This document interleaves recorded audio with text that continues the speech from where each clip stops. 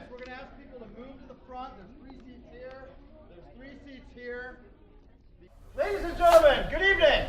Good evening. All right, welcome. Welcome to the Fair Maps Town Hall here at Washington Park Library. So pleased to have all of you here. My name is Sachin, Chheda, and I'm the director of the Fair Elections Project. Woo! Such excitement.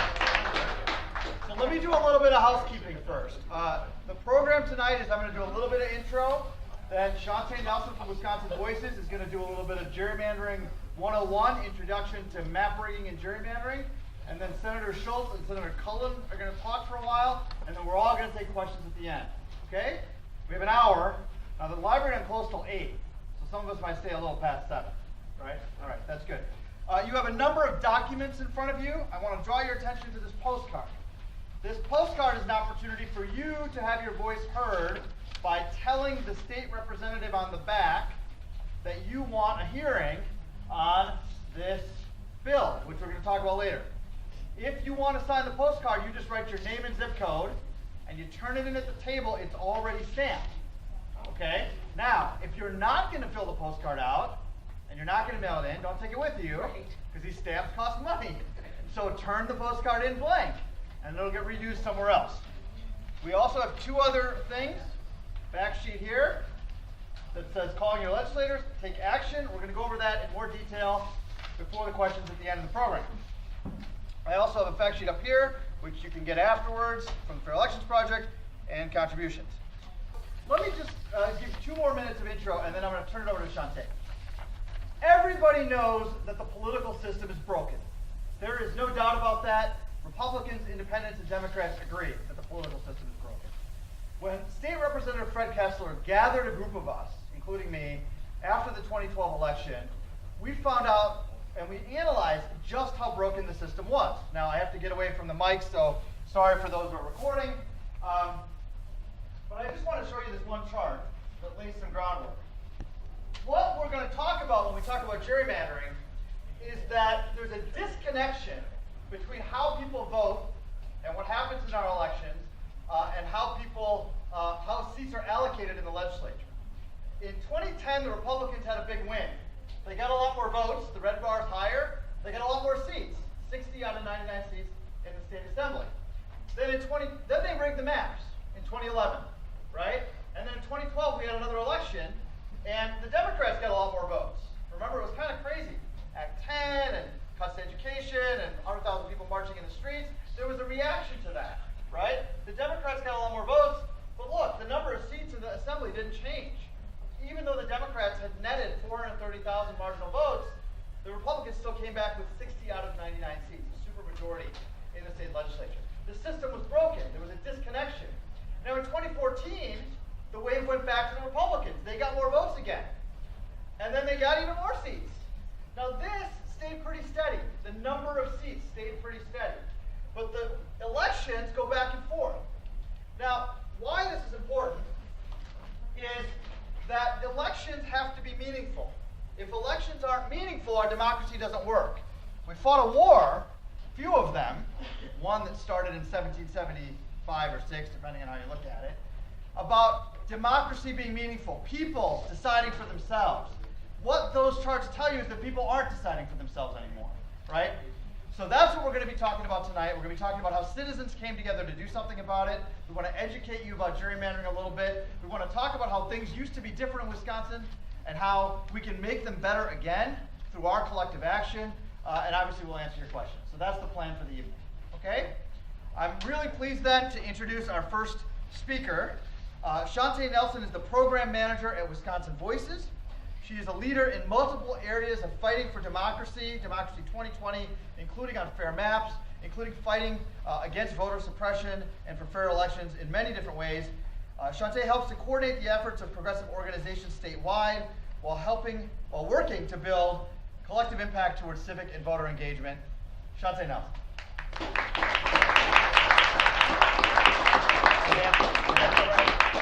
He says we're dancing. Again, Shauntay Nelson, thank you all for being here.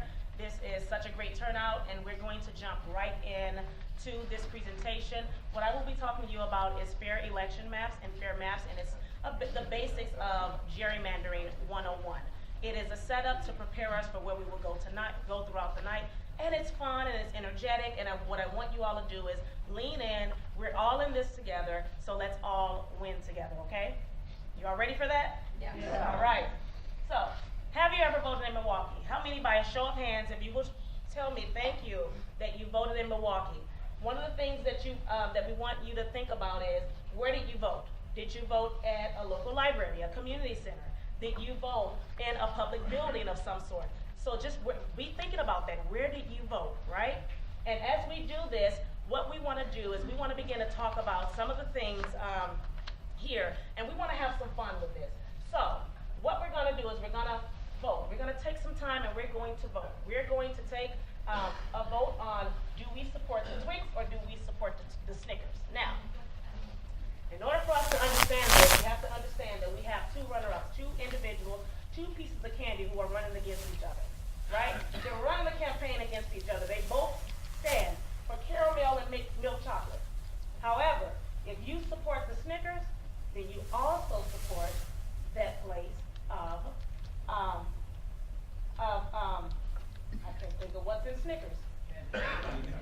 Thank you, peanuts. That's what it is. You support the peanuts, okay? And if you support the Twix, then you support, of course, caramel as well as milk chocolate, but you also support the cookie bar. All right? So, by a show of hands, who are supporters of Snickers? Just raise your hand. Snickers. Snickers supporters. All right? All right, thank you. Can you get your hands down? By a show of hands, who would be those who would support the Twix? We sit up here and we say, ooh. Now this is phenomenal. Okay, so clearly there were more hands for the Snickers, correct? However, Twix wins. Twix wins. However, although there were more votes for the Snickers, Twix is going to win. And you may say, well, that's unfair. And we may say, why didn't the candy with the most votes win? Well, that's what we're going to talk about today. Gerrymandering, or unfair voting maps. We're going to talk about that today. It's going to be fun. It's going to be interactive. So we have an individual. There's a person with a pink tie. She's walking around and she's going to hand you out some candy. Thank you for participating. That's your treat for me. Actually, your treat for Citizen Action. I won't take that right now. So, in order to find out why unfair voting happens in Wisconsin, we have to go back to where we go to vote. What information do you need?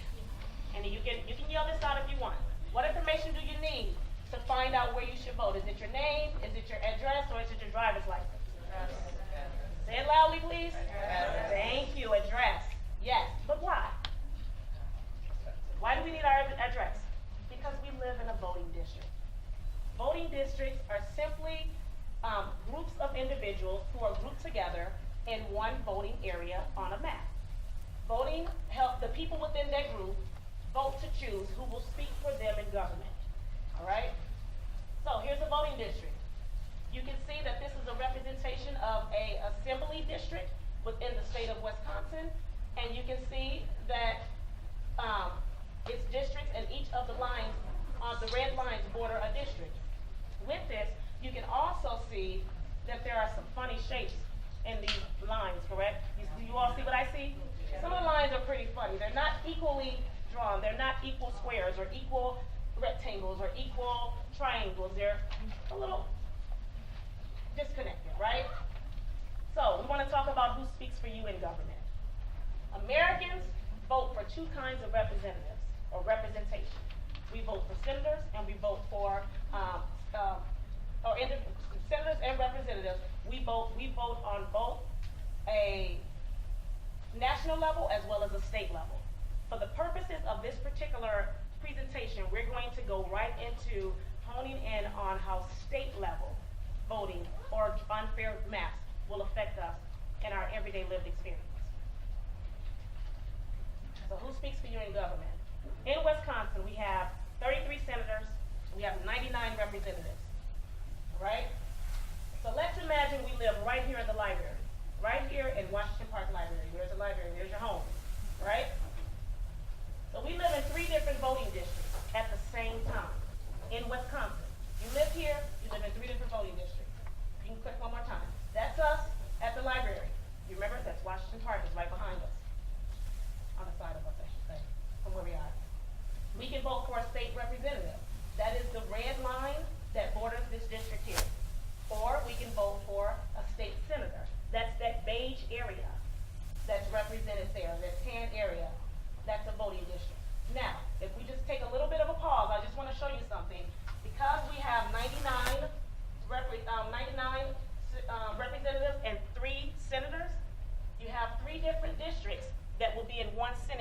3 different representative districts that make up 1 Senate district, right? So, with that, we can also vote on a national level. And if you live here in the library or within the city of Milwaukee, you live in a national district 4, where those who represent District 4 on a national level, senators and representatives. So, really quickly, I'll show you what that means. So, your state representative, if you live here, would be Representative Evan Goyke. If you live here, your senator for the state would be Senator LaTanya Johnson. On a national level, your national senator, which would be, or national representative, I apologize, would be Congresswoman Gwen Moore. And then your national representation for senators are Tammy Baldwin and Ron Johnson. All right, if you live here. So guess what? That's a lot of voting power. That's the reason why redistricting and gerrymandering is very important, because we have a lot of voting power that we don't always think about. All right? So, this is a slight disclaimer. Those whom I just shown, what we talk about, it does not represent them, or it's not a slight to them or any of that. We just want to make a point. So, when we ask this question, does your senators and your representatives care about the issues you care about? It is not a slight to anyone we just showed. So that's my disclaimer. Okay? We are all in this together. So you want lead out of your drinking waters? Your representative or your senator can fight in order to get you money to do that. You want safe roads, a grocery store, or the creation of new jobs? Here we are again. Your senator or your representatives can fight to have roads fixed, to attract new businesses, and have good paying jobs. Right? So unfair voting maps can stop you from choosing a representative who cares about the issues that you care about. How, you may say? I'm glad you asked. Through a process called gerrymandering. So, remember those weirdly shaped lines that we had? I'm going to give us a little bit of a short video that explains it and breaks it down a little bit more. Pay attention to the screen.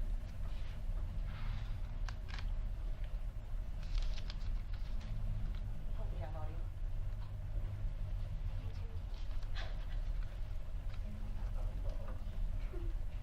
Okay, let's see if we can. No audio? Okay. Well, Oh, here, hold on. Here we go. Some of my favorite things: data, geography, and geometry. Every state is split into districts. You've got congressional districts, where each district gets 1 rep in the U.S. House of Representatives. Every 10 years, states redraw the district lines to account for people moving and other population changes. There are 2 big rules that govern how we draw district lines. Number 1, districts have to have the same number of people. And number 2, thanks to the Voting Rights Act, districts can't be racist, which means you can't clump all the people of color into one district or spread them out so much that their vote doesn't mean anything. Just to be clear here, racial gerrymandering is not allowed, but political gerrymandering, that's okay. Mathematically, there are like a gazillion ways that you can split a state into districts. Each state has its own process for drawing these lines, and most are done by lawmakers, aka the politicians in power. With the help of computer programs, politicians use population and voter data to make predictions about how different geographical arrangements will likely vote. If they want to guarantee their party stays in power, they can just divide up the districts to squeeze out the other party, pretty much just negating the opposition's votes. It's the reason you get districts that look like a praying mantis or an upside-down elephant. When this happens, you can end up with districts that are mostly made up of one party. So it's really hard to vote elected officials out of office. The opposing party just can't win. Time for a demonstration. all right. So, we're going to go into a little bit more detail there, right? We're going to break this down a little bit more. So that was, hopefully it gives those in the room who are a little bit more visual a component of understanding what it is that we are saying. Yeah. All right, so with this, what I want us to do is I want us to look at a quick recap of what we just learned about.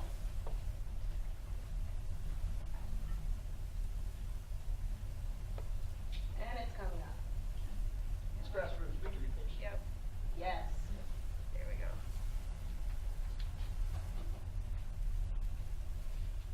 Patience is what we know, correct? There we go. Thank you. So, quick recap. When we look at this, can look at districts, that's okay, 21 and 22, which are in Racine, Kenosha. Sorry, guys. That's fine. There you go. Cool. 21, 22, Racine, Kenosha. Prior to the maps being redrawn, you had both Racine and Kenosha with county as well as city residents. After the redrawn of the maps, now you have Racine, District 21, and Kenosha, District 22. This is District 22. This is all of District 21. So that basically shows you that those who are in, have the most population, those communities that are most populated with communities of color, those who lean more towards a Democratic vote, they were grouped into one district, which would be that Kenosha District 22. That's a prime example of gerrymandering right here within the state of Wisconsin. So, we talked about redistricting and how it's a drawing map. It's a map drawn that shows our voting lines. However, those maps can be drawn unfairly. So when we look at unfair voting maps, they can affect our political power. Instead of us choosing who speaks for us, they position us where the politicians choose who votes for them. That's not what we're about. So what if the politician who chooses you to vote for them doesn't care about what it is that you care about? Gerrymandering goes around the will of the people in order to get a particular election result or outcome. So unfair voting maps, it gives one political party too much power. Democrats and Republicans have done it. They're supposed to balance each other's ideas in order to make sure that the best idea wins, but when one party gets too much power, there's no compromise between the sides, and the most extreme ideas win. So, remember Act 10? How many remember that? Thank you. Were we asking for our teachers to lose their union bargaining rights? Were we asking for that? No one said yes, right? Okay. But I heard someone say yes. Remember right to work? Were we demanding weaker unions for our workers? Remember the big cuts to public education? Were parents asking for this? Right? However, we received them. These are examples that were examples of ways that we were impacted as communities as it relates to gerrymandering or unfair voting maps. So we're going to talk about 3 ways that politicians draw voting maps unfairly. We're going to talk about the political, which are unfair voting maps to either side, where either side has too much power. We're going to talk about racial voting maps that are unfair to people of color. And we're going to talk about prison voting maps. Prison voting maps that are drawn unfairly to communities who have many of their members in prison. So here we are, politically unfair voting maps. Voting maps that can be drawn unfairly against either Republicans or Democrats. Remember, I stated both have been involved with gerrymandering. These maps are deliberately drawn to sway the election in favor of a particular party. Democracy is the rule of the people, and that's what we have to remember. Democracy is the rule of the people. And when the people are not able to rule, then we don't have democracy. And unfair voting maps means politicians rule the people. So here's an example of politically unfair voting maps. And Sachin, I believe, gave us a very good example, but it's a repeat of what he just stated. So, yay, right? 2012, Republicans won only 48% of the popular vote, and 60% of the assembly seats. 2014, Republicans won 52% of the popular vote, 63% of the assembly seats. So no matter what happened in those 2 instances, there was still a win. So, here we are, voting maps unfair for people of color, racially unfair voting maps. Here's an example where in North Carolina, District 12 and the 1st District, you can click one more time, were drawn in a way where they were deemed to be unconstitutional. These maps were deliberately drawn in odd shapes for the sole purposes of denying racial groups fair representation in government. This is illegal, thanks to the Voting Rights Act.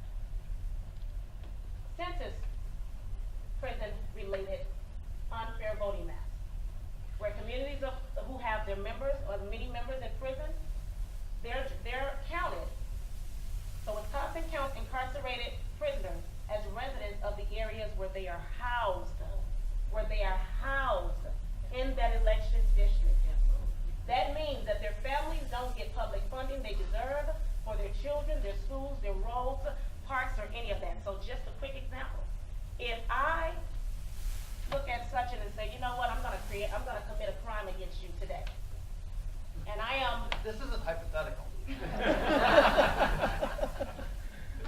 It truly is.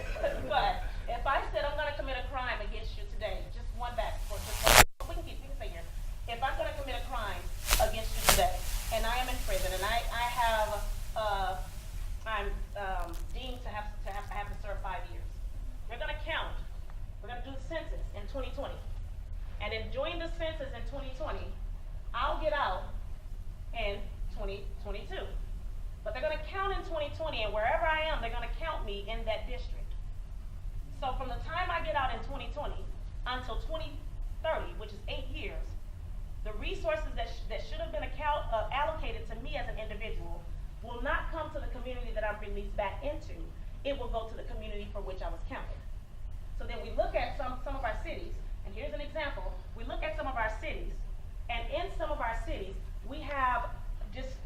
some of our cities experience such a place of disconnect for economic rise, because a lot of the people who live in those cities may be in prison when they're counted.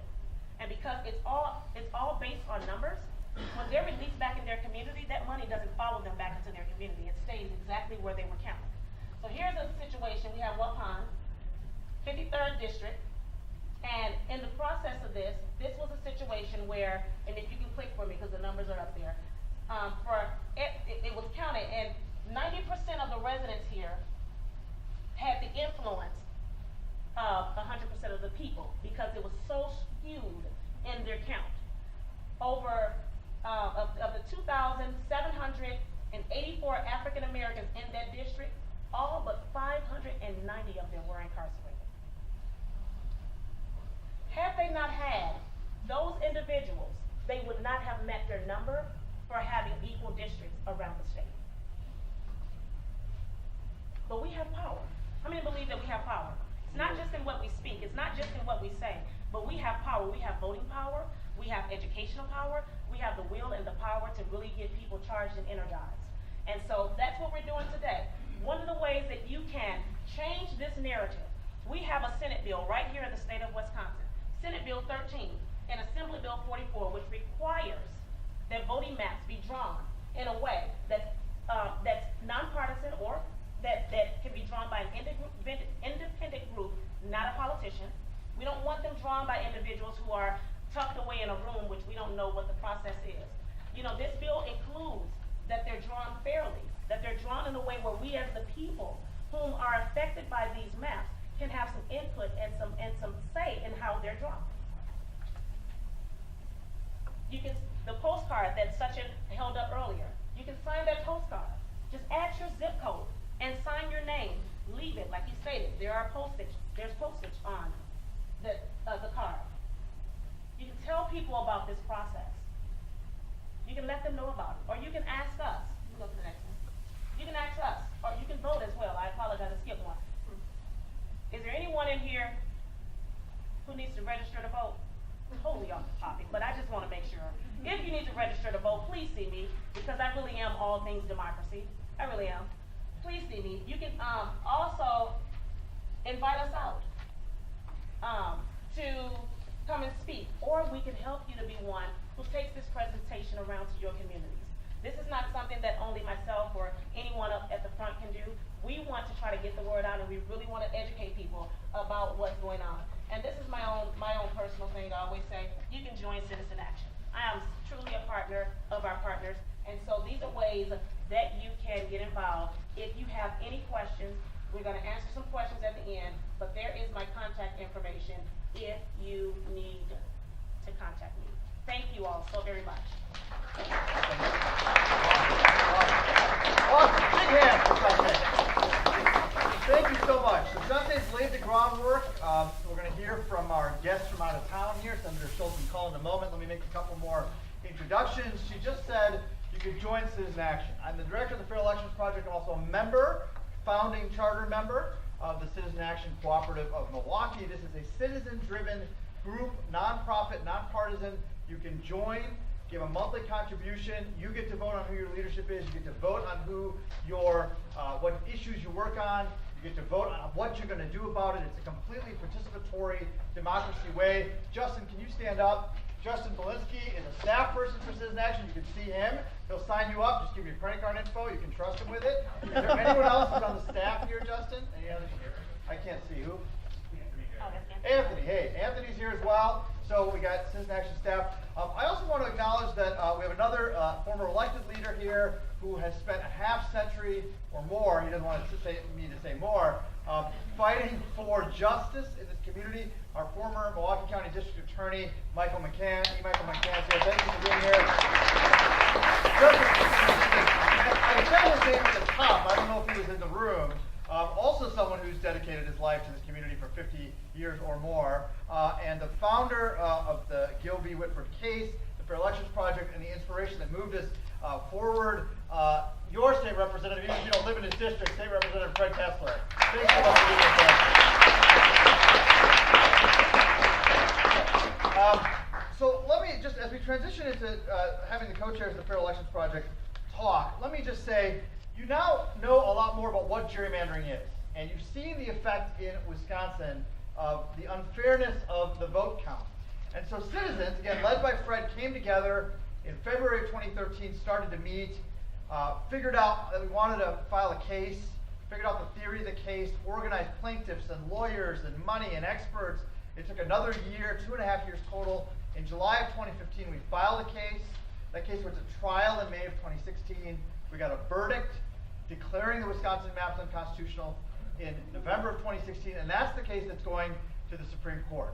So we're going to talk about that a little bit more at the end, because even though it's a case that you watch, there's ways for you as citizens to be involved to help support the case, to be involved to help make change here in Wisconsin. So I'm going to turn it over now to my friend, State Senator Dale Schultz is a former Republican State Senate Majority Leader from Richland Center. Spent over 30 years in the legislature and worked for as a legislative aide and as a state agency employee. And more importantly, he is the lesser half to former Richland Center Superintendent Rachel Schultz, who is very, very cool. And he has done a great job of helping us show that we have bipartisan leadership around this case. We'll hear first from my friend Senator Tim Cullen, who served just under 20 years, is that right, in the legislature? Just about 20 years in the legislature? 16, no, really only 16? 30 years of impact and 16 years of service. Also a former State Senate Majority Leader, but as a Democrat, and a former Secretary of Health for the state of Wisconsin. Tim, come on up and we'll hear from both of you. Thanks.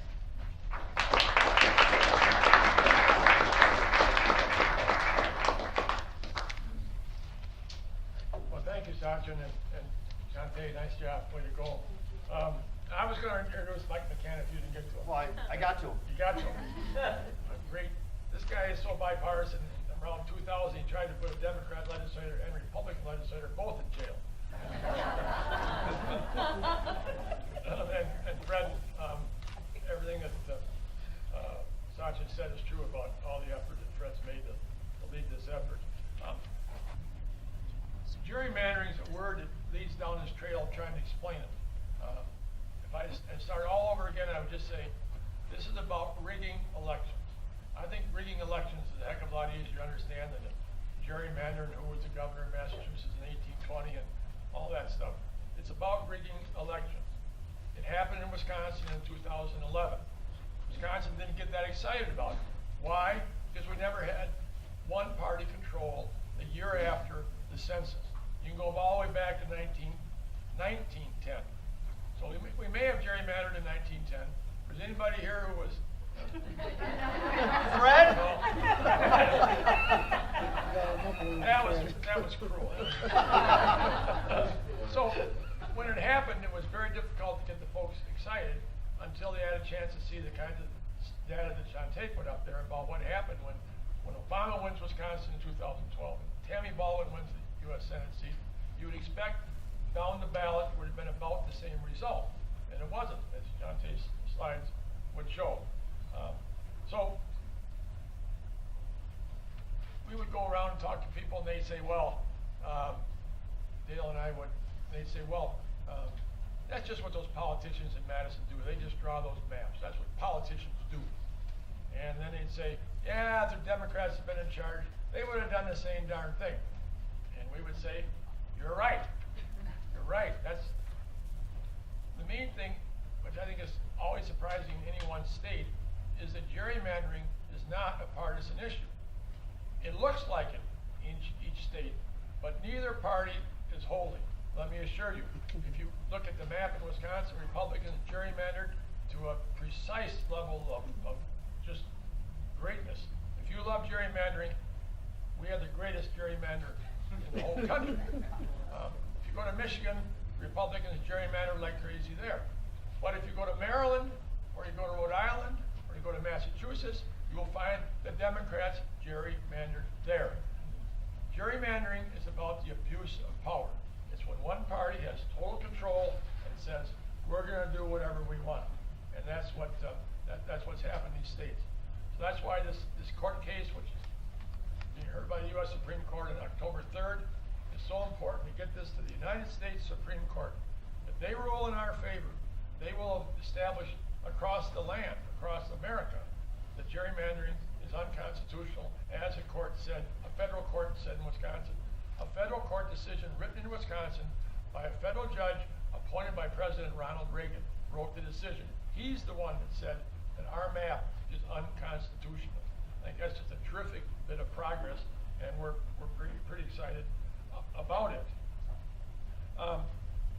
Another way of describing gerrymandering is that the elections are decided the day the map is drawn, not decided on election day.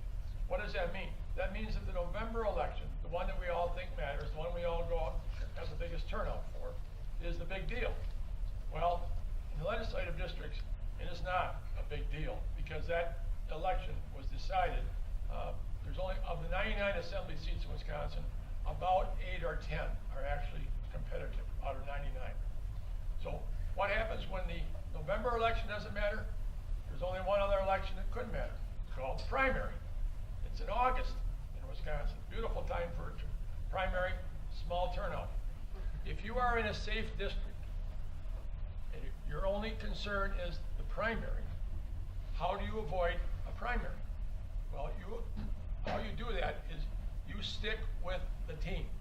You stick with your party, you stick with them right down the line, and that's both parties. Because if you don't, if you're a Republican and you're not sticking with the team 100%, you will get a primary challenge from the political right. If you're a Democrat and you don't stick with the team, you'll get a primary challenge from the Democrat, from the left. So stick with the team, do what you're told. So by all means, if you're a legislator in this environment today, don't get called a moderate. I mean, that is like a 4-letter word. Don't get called a compromiser. That will get you a primary. And the legislative leadership will find the primary opponent for you. And they'll fund that primary opponent for you. So what do? You stick with a team. You never work with anybody else on the other side. You never co-sponsor bills. You don't work to try to find a common ground on an issue. And what happens? America and Wisconsin and across the country, everybody's going, why can't those folks ever get along? Why can't they work together? Why can't they get things done in the best interest of Wisconsin or the nation? Because if they do that, they get a primary and they get beat. And somehow people in elective office love to get reelected. It's sort of a common thing that tends to run through the human body when you're in the legislature.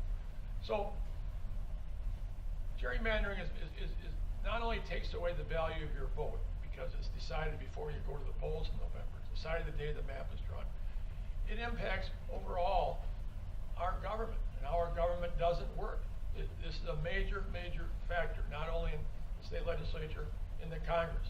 435 people in the House of Representatives. The estimates are about 35 to 40 of those 435 seats are actually competitive. The rest of them have been decided by the map drawers. So you wonder why the Congress doesn't do what you think they should do and why they won't work with everybody else. They don't want a primary either.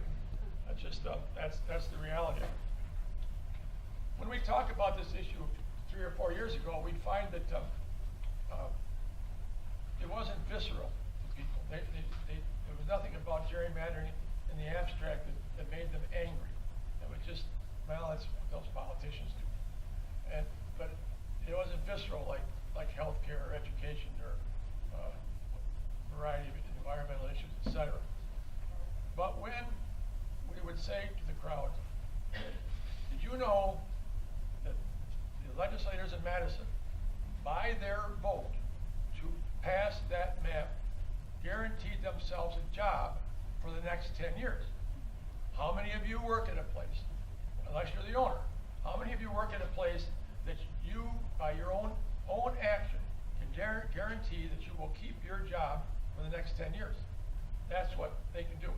That started to get a little reaction from the crowd when we talked about it that way, but it was the only really visceral way that we could really get to it.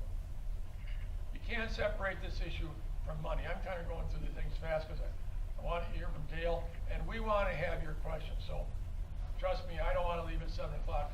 We'll stay for questions as long as you have them. There's something else about this campaign money. The one thing that people who give money to campaigns love to do, they love to give to winners. It's a better investment, especially if you're giving a lot of money. What better system to have than this one? You know who the winners are before the election's held. So you get to give money to the winners, so you can have influence the people who are going to be in Madison, not give money to people who are not going to be in Madison. Now, people who are strongly partisan and feel that way will give money to people in both parties for sure. But the huge amounts of money that are really affecting our elections today is given to winners. And right now, they want to give all the money to the Republicans here until they want to give all the money to the Democrats in Maryland. It just depends on which state did which. So we've got kind of a combination of problems in this country and state.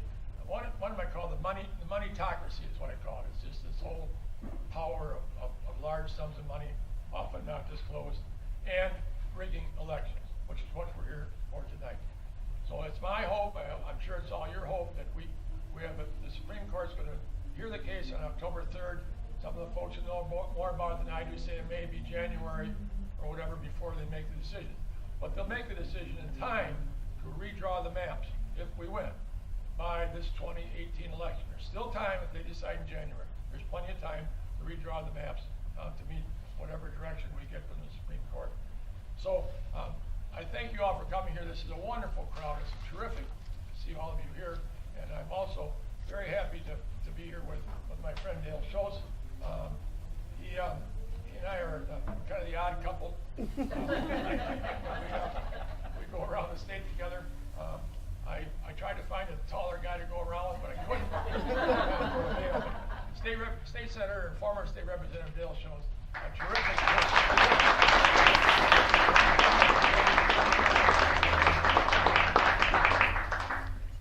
You know, I want to say to all of you, it's really a great honor to be here.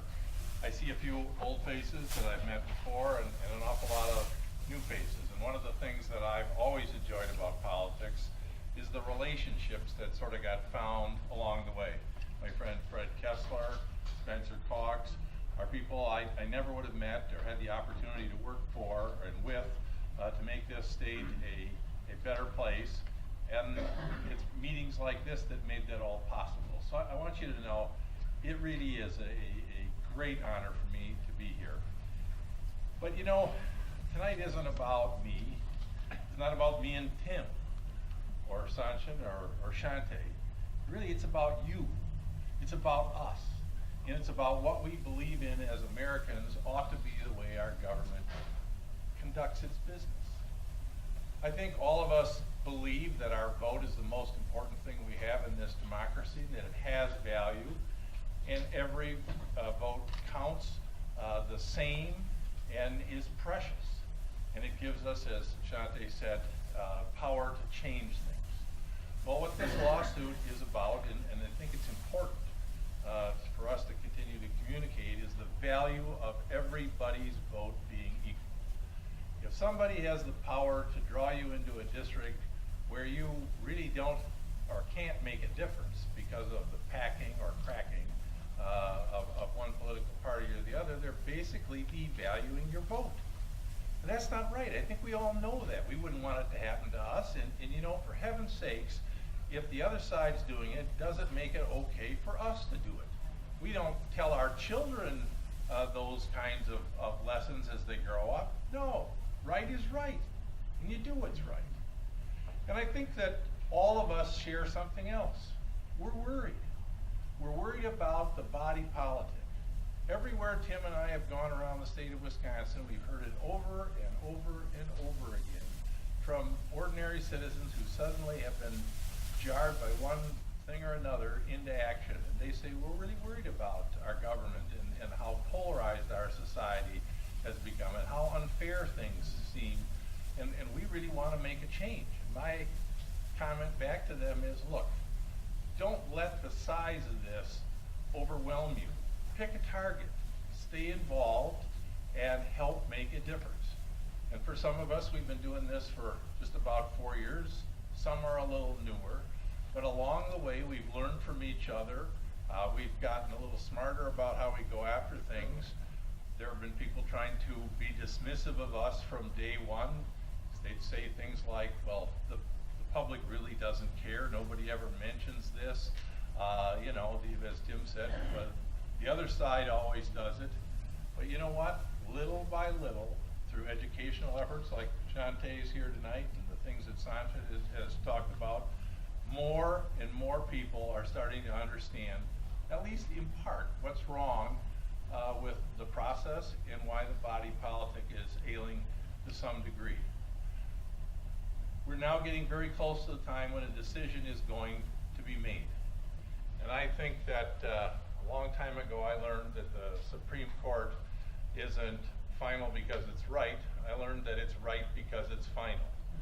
And you know, these are people who do the best they can to apply the law, to fill in the gaps between when things are silent. And at the same time, they represent America. And I'd like to believe, and I know you'd like to believe, that each and every one of these people is there with the best of intentions to do right by all of us. But as they discern what to do, they need to hear the voice of all of us. They need to know that what they're about to do is an important legacy of their service on that court. And so every time you send in a postcard, write a letter to the editor, every time your community or your county board passes a resolution stating an opinion, we know that maybe every justice won't hear every voice or read every column, but they have a lot of staff who pay attention, and they're human beings, and they read newspapers as well.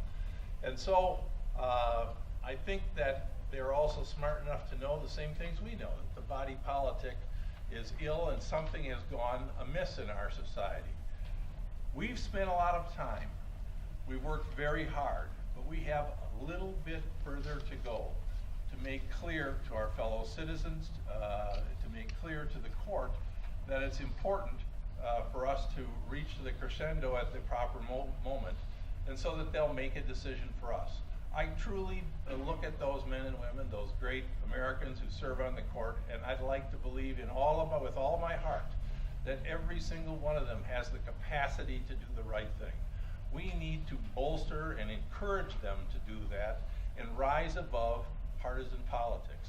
Look, I spent over 50 years in politics, and I'm proud of it. I'm proud to tell people that I'm a member of the party of Lincoln, Teddy Roosevelt, Ike Eisenhower, and Ronald Reagan. Those define my values, the values of those individuals. And I know many people in this room could make similar comments about the Democratic Party. But we know that something is seriously wrong now, and we have to stand up. And we have to recognize, whether we're Republicans or Democrats, there is a time in this country when we have to rise above pure partisanship and become patriots for the good of this country. I don't know about you, but I watched, these two record-setting hurricanes that have hit the southern part of our country this past week or 2 weeks, and I have been inspired by how neighbors came together to help each other for the good of the country. Likewise, we are united in the cause to do something for the body politic, to cure it, to make it healthy again, to give us the kind of system that was handed to us and something that we can take pride in. And so I want to use my time tonight to say, as the hours grow shorter, the intensity effort has to be greater than we've ever done before. It's exciting to have watched what has happened, but we are winning. They told us we wouldn't get to square one with the lawsuit. They told us we wouldn't get past the Court of Appeals. And here we are on the footsteps of the U.S. Supreme Court with the opportunity to change not just Wisconsin, not just help the Democrats take on and defeat Republicans in Wisconsin, but to give every vote in this country equal weight and to truly allow for a real contest of ideas. So I just want to thank you for everything, all of you, for what you have done over the last weeks and months. Great. Thank you so much, Thank you. Dale. Dale, stay up here if you guys want to come up as well. So let me say a couple things, and then we'll take some questions. First is, I just want to, we talk a lot about politicians. All of us do. And we don't act like politicians, such a good word, right? But I just want to say that in this room there are some very honorable people who dedicated their lives and career to making this state, this country, a better place. And Spencer and Mike are on that list as audience members, but I cannot say enough about the relationship and the hard work that Fred and his leadership and Dale and Tim have put out. They're all volunteers. These guys are retired from the legislature. They have all gone around the state and in some cases around the country, dedicating countless hours. Fred, I know you've probably done 30 or 40 of these talks around the area and around the state. The idea that folks who put of themselves, and one of the things we talk about a lot is these guys introduced the bill in 2013, and if you said you're going to have a town hall on gerrymandering, we wouldn't have hit that. You said I had to have at least 7 people here, right? But we wouldn't have had 7 people. And now, not only do we have a full room at the Washington Park Library for what has got to be, the 20th or 30th or 40th of these that we've done, but there are 3 national media outlets in the room that are going to tell this story all over the country. And that's the citizens came together to say we're not going to take it anymore. And if the path of politics is taken away, we'll go to the path of the judicial system. And if that path gets taken away, we're going to take to the streets. And we're going to make sure that we take our democracy back. Yes. So here's how you can do that. And there's a sheet that says take action, whether you have 1 minute or 5 minutes or an hour. We need you to fill out this postcard. That's 1 minute, right? Or share on social media. People are watching on Facebook Live, right? So take this postcard. Shauntay will be our model. Put your name and zip code on it. Ask for more, and they'll give them to you out there. If you have time, pick up the phone and make a call. Call the chairs of these committees and ask for a hearing. Look, I don't know if we're going to get a hearing right away. Probably not this fall. But we're going to keep putting that pressure on. Today, Kathy Bernier's voicemail was full because so many people called and said we have to have a hearing.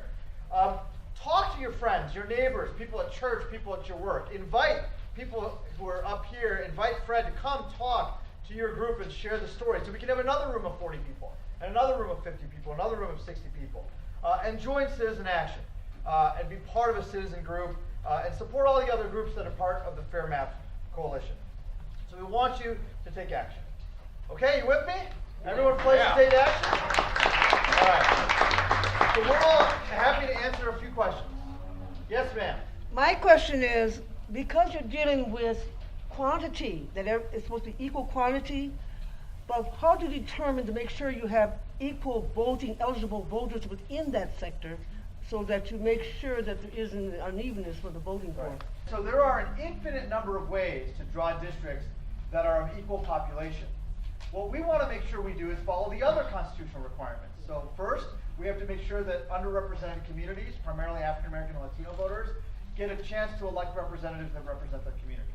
We want to keep communities of interest together. Districts have to be contiguous, and they have to make some sort of sense, right, when you look at the map. But we think it should be a constitutional requirement that people aren't unable to elect the majorities of their choice because they happen to be in the minority party in the year after the districts get drawn, right? The year the districts get drawn. So the idea is that we're putting a constitutional requirement in place. If we win our case, that there will be an additional constitutional requirement. Lots of different ways that the Voting Rights Act gets implemented, and the experts in the system make sure that that the constitutional requirement is there. So let's talk more about it, but let's also get some questions from some other folks. Yes, sir. As the only youth in this room, like, how are you gonna Hey, engage? I'm a young man. As in, like, besides y'all, as the only youth in the room, how are you gonna engage more youth who come to these meetings and educate the youth? We're gonna recruit you to be one who will Take that help as us an to action. take this into people who are your peers. Are you up for that? I mean, I really do. No, I'm serious. No, seriously. That's one of the ways that we can do it. I can work with you. I love to work with youth. I love to work with young people. You know why? Because we're the ones, we have some fire on the inside of us. So let's connect. Let's figure out a way to take this to your peers. Give me 3 people in a room, and we'll teach those 3 people how to become now 4 additional people, and we can continue to expand that. Don't be disappointed that there are not very many Yeah. young people in this room. I, believe it or not, have a 25-year-old daughter. She's completely informed on politics. She reads the New York Times every day on her phone. She wouldn't go to a meeting, but she's completely informed on everything that's going on, not from talking to me, but by social media and her phone.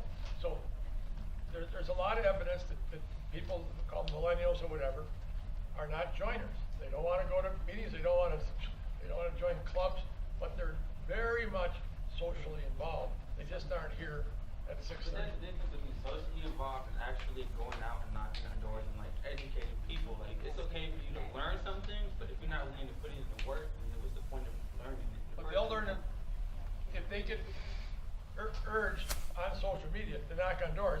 They'll end up knocking on doors. They just aren't going to come to a meeting to learn how to knock on doors. That's what I see in that generation. I don't know about. Can I share one more thing?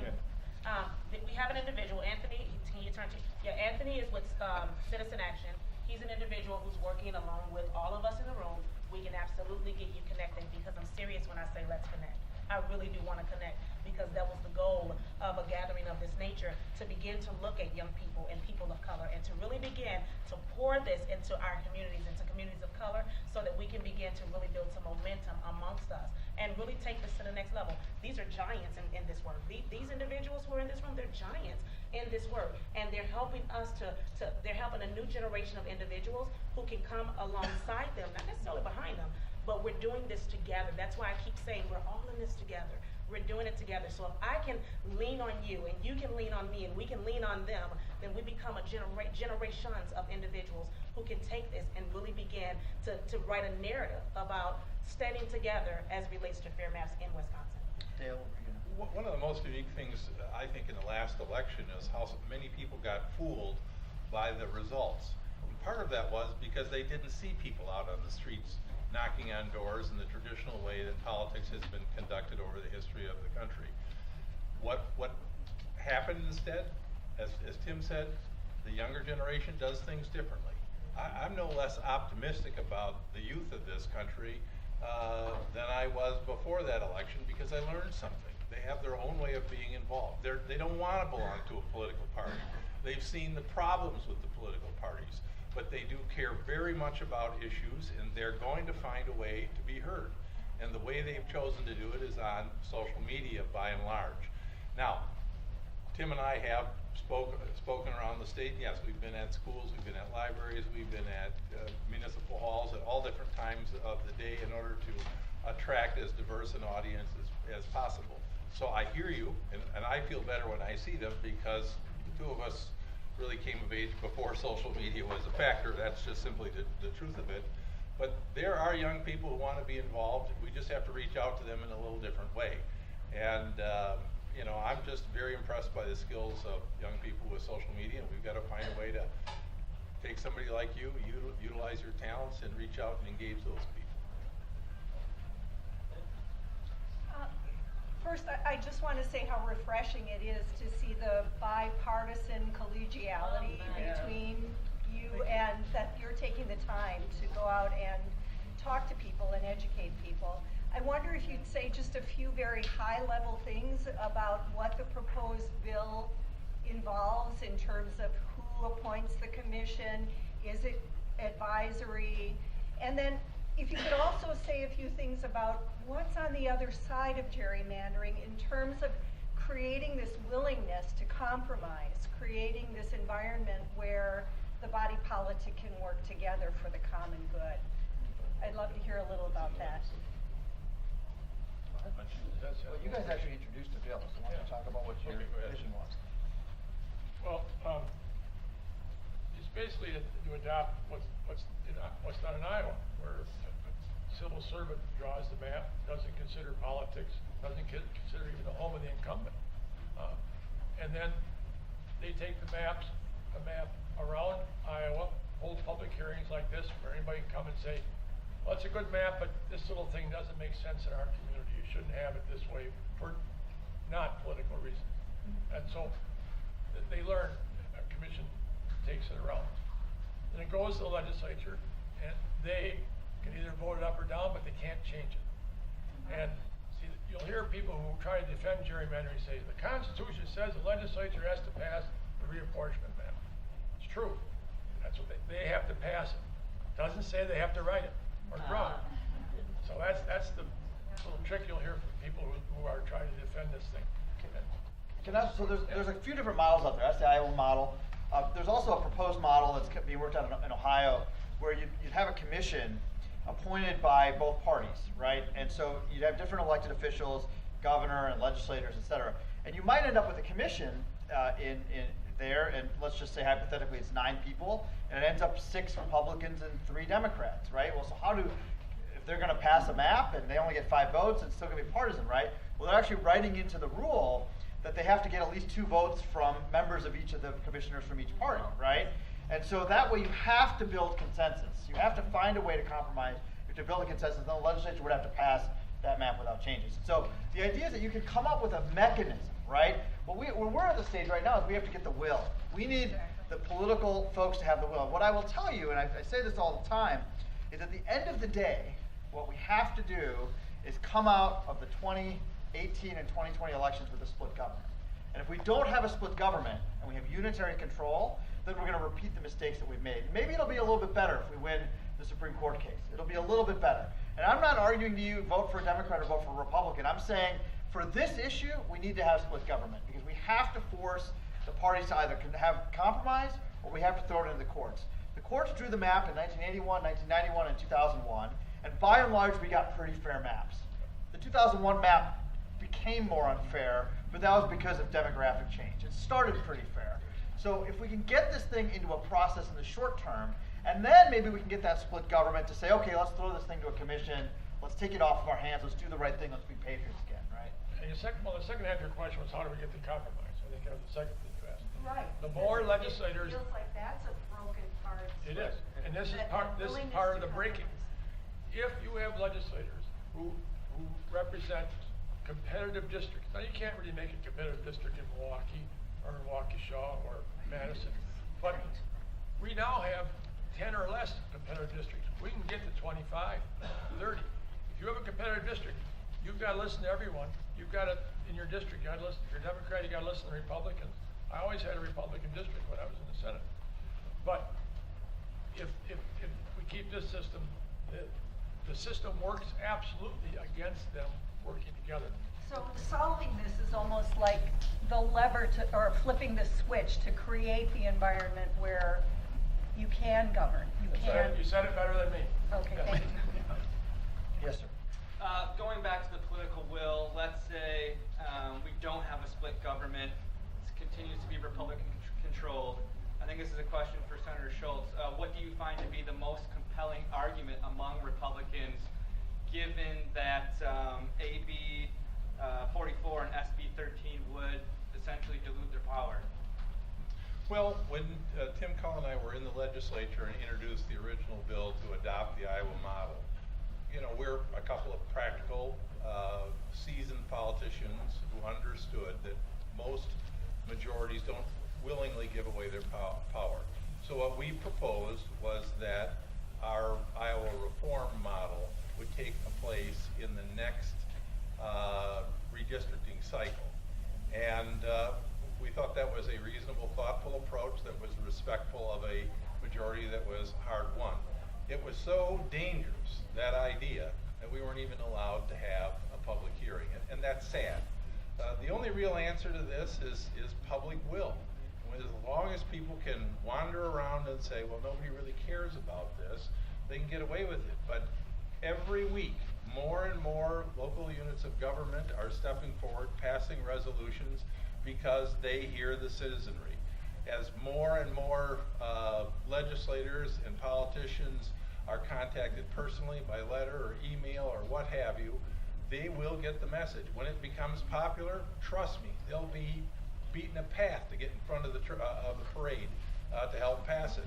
But until that time, we have to continue to educate and advocate on behalf of change. And I just want to point something out to you. You know, this isn't a Democratic plot. You know, the Iowa model was passed by a Republican governor, Robert Ray, and 2 Republican-controlled houses of the Iowa legislature. And in 40 years, nobody in either political party has ever had the courage to put in a bill to change it, because the people love it and they know the system is fair. And I would submit to you, in Iowa, there's much greater satisfaction and confidence in government than there is in the state of Wisconsin. As a loyal Badger, that bothers me to no end. Let me say one other thing. I think the thing about local, you know, we have a campaign going, Citizen Action and Wisconsin Democracy Campaign, and others are fighting for these county resolutions. I think I mentioned them earlier. And those are passing in Trump counties, right? Those are passing with very conservative local legislators saying we want the political system to work again so that government is responsive to us.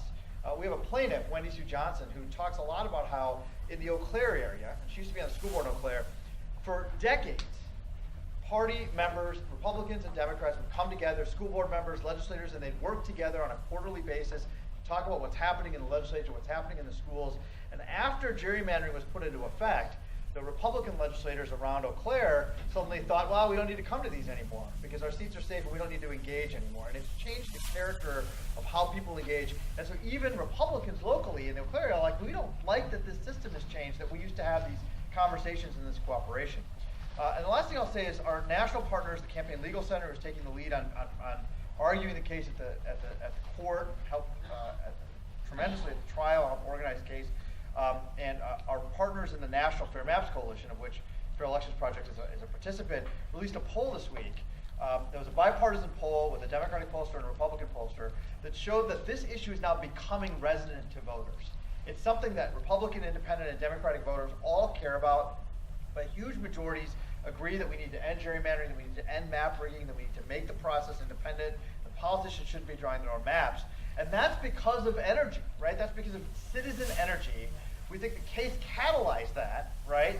And the fight for the bills and the county resolutions are catalyzing that. And we're filling rooms, right? We had a room in Wauwatosa a few weeks, or at the end of the spring. We had 175 people. The fire marshal said we couldn't let any more people in the room to talk about gerrymandering in a town hall. It's an astonishing development, right? There are thousands of people who watched our live streams, and you know, from this town hall and from the town hall in Green Bay and Appleton, places all over the state. So we're building that energy. We have an incumbent Republican Congressman, Mike Gallagher, who's spoken up and said, this has got to change. We've got, you know, a guy who's likely to run for president again, John Kasich, as a Republican, probably going to challenge Trump, who's talking about how this has to change. So there is an increasing amount of energy in the Republican Party, and I think that can be combined with the citizen energy to make a difference. So I hope that answers. Arnold Schwarzenegger, John McCain, Senator Blake. There are a lot of Republicans who don't see this as a partisan issue and really care about this country. And I think it's important that we remind people that even though the vehicle here is one gerrymander in the country, the goal here is to make it fair for everyone, regardless of their beliefs across the country. So we're going to take a few more questions. If you need to make your escape, please feel free. Don't forget to fill out your card and turn it in. And we'll take 3 or 4 more questions, and then we'll stick around and have a little bit more. Yes, Is ma'am. there a place that we can refer people to see a presentation like this? Like you said, it was on Facebook Live. Yeah. I'm not astute enough in technology to know if then I could watch it later. Right. So we'll put the link to this one at the Fair Elections Project website, fairelectionsproject.org, which is on the fact sheet. You can also search for Citizen Action Cooperative on Facebook. Yeah. You'll find the Walking Cooperative, and you'll find the live feeds there. Okay. And then they get Thanks. reposted in a bunch of different places. On one of the handouts, there's a link to where you can go to watch it after. There's a link on one of the handouts, too. Yes, yes. It's a Okay. white Awesome. sheet. I think it has something about overflow rooms on it. It's got a link on it. A couple more, yeah. Yes, ma'am. So the point that really resonates with me about the presentation tonight was that Republicans won 48% of the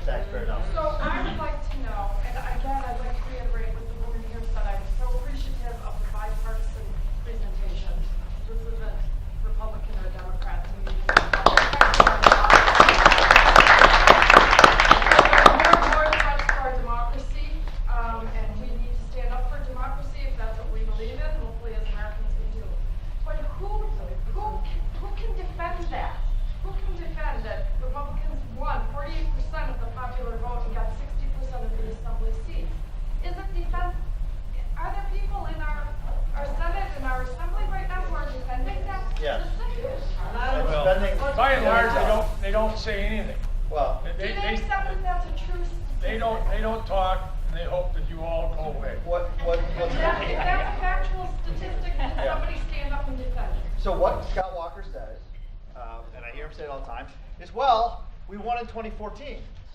So it doesn't matter what happened in 2012.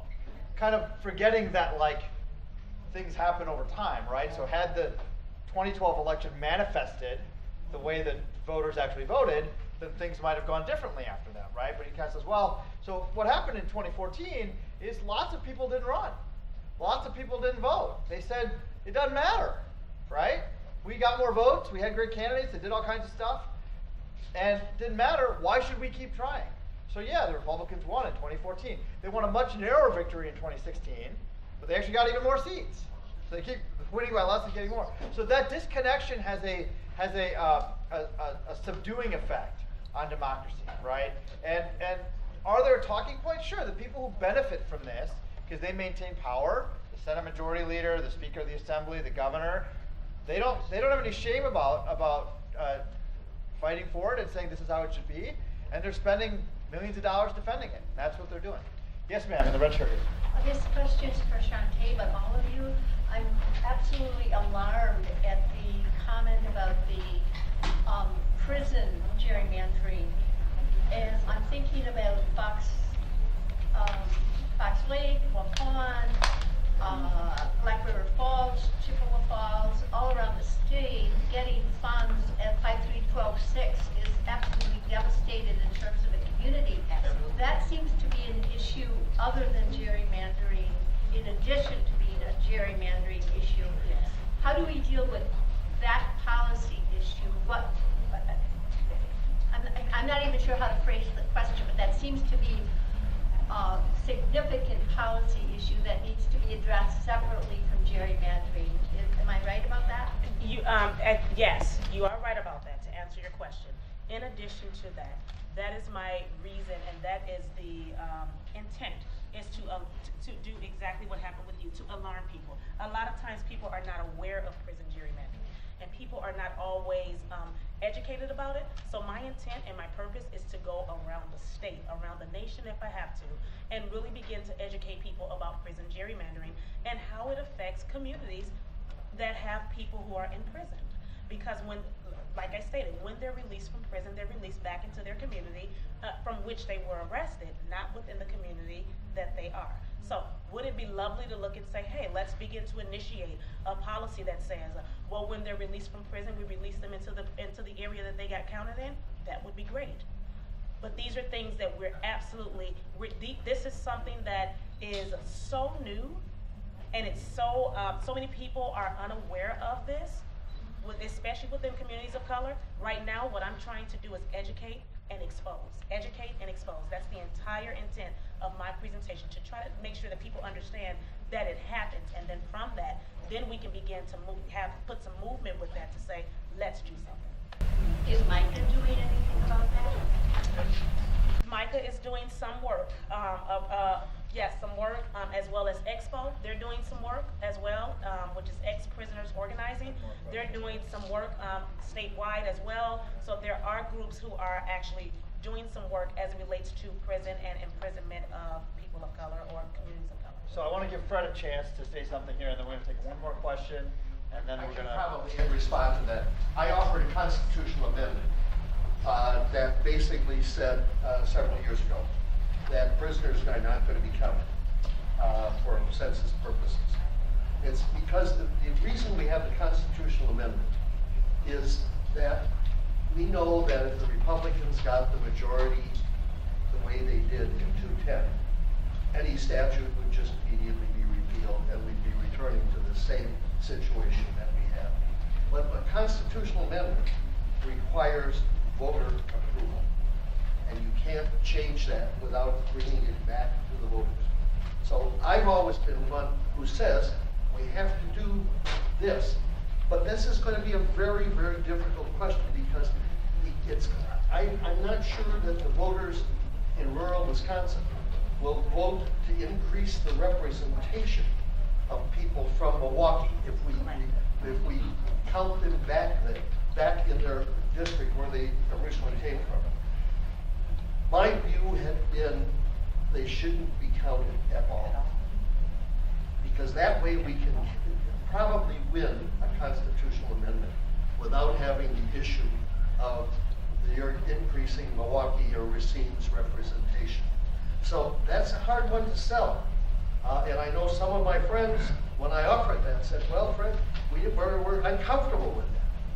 But I wanted to make sure that we got a constitutional amendment that couldn't be overturned when it went to the voters of the people. Because even in Waupun, there are people who are a little pissed off that the aldermanic district with the prison has more people and it has the equal representation. And so therefore, there's some wards in places like Waupun and Fox Lake that basically end up having overrepresentation because they have the prisons located in them.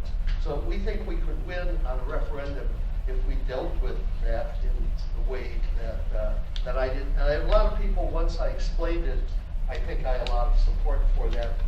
But when the Republicans took control, I had a hearing on that, but we never got any traction. We're gonna take one. Thank you, Fred. We're gonna take one more question, and then we'll stick around and happy to talk to folks one-on-one. So, for anyone who's an expert on the case, if we get a favorable decision and the Supreme Court decides that today's Wisconsin map is unconstitutional, yes, what is your level of confidence that we will have new maps in place for next November's election?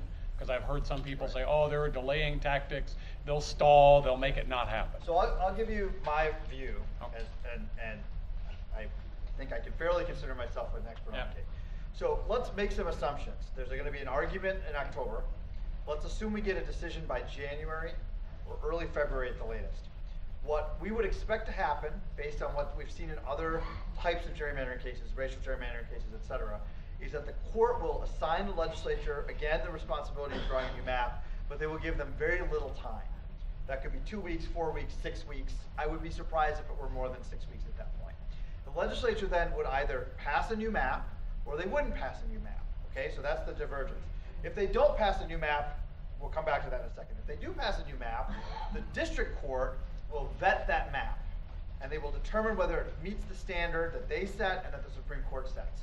It is very unlikely, it is possible, but it is very unlikely that whatever decision the district court makes would be appealable to the Supreme Court.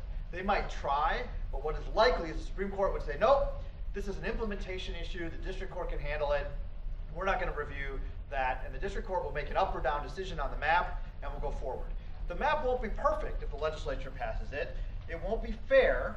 It will be fairer than the current map. It'll be less bad. It'll be less bad, and there will be a chance for the minority party to pick up a number of seats in the 2018 election. That map would be implemented then by February, March, April at the worst, and they might even adjust the primary, the signature schedule, but it would get us to a November election in a reasonable time. If they don't pass a map, then the court will impose a map, and that happens all over the country all the time. There's a lot of different processes they can use to develop a map. They can take submissions, they can appoint a master, they can just pick a map and say this is the map. There's all kinds of different things they can do. That map, again, would be in that same time frame, March, April, under that scenario. So at this point, knowing that we have argument the second day of term, right, which is October 3rd, we have a lot of confidence that if we get a good decision, we'll get a good new map, a better map for November 2018. And that's why we're fighting. Thanks to all of you for being here. Join Citizen Action, take action.